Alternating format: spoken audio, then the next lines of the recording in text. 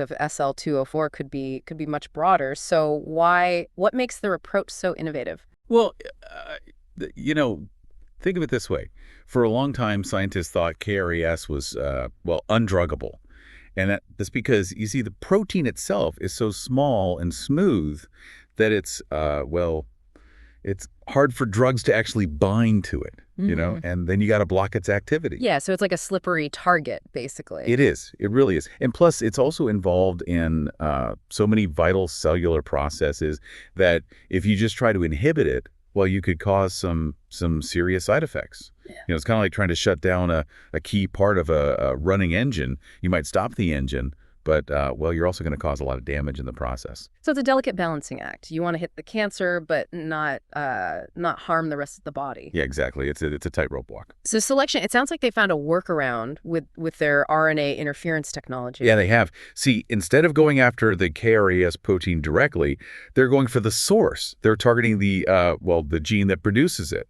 So rather than attack the protein itself, they're stopping it from being made in the first place. Yes, exactly. Right. That's really the key here. By silencing the KRAS gene, they can prevent the production of that harmful protein, but without messing with other essential cellular processes. Okay, so it's like cutting off the fuel supply to the engine instead of trying to jam a wrench into the gears. I like that analogy. That's really good. You get it. Okay, so let's talk about the stock. Silexion went public pretty recently, right? Yeah, August 2024, listed on the NASDAQ under the ticker symbol SLXN.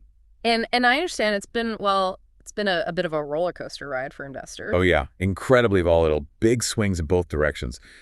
Shortly after going public, it hit a 52-week high of, $13.56. That's pretty impressive for a company fresh out of the gate. It is. But then, it plummeted all the way down to a low of 0.207 cents in January 2025. Wow, that's a pretty big drop. I mean, almost 98%. That's got to hurt anyone who bought in at the high. What caused that? Well, you got to remember, Silexion is a small-cap biotech company. And that sector, it's known for its volatility. Yeah, it can be a bit of a wild ride. It is. You see, investors, they're essentially betting on the future success of these companies. And any news at all, good or bad, it can have a huge impact on that stock price. So any little thing can send the stock soaring or plummeting. Exactly. And in Silexion's case, there were probably concerns about the company's, their burn rate, how fast they were spending their cash reserves, and just the inherent risk that come with, early stage biotech companies. Okay, so it's a combination thing, sector volatility and those company specific concerns. So that explains the steep drop.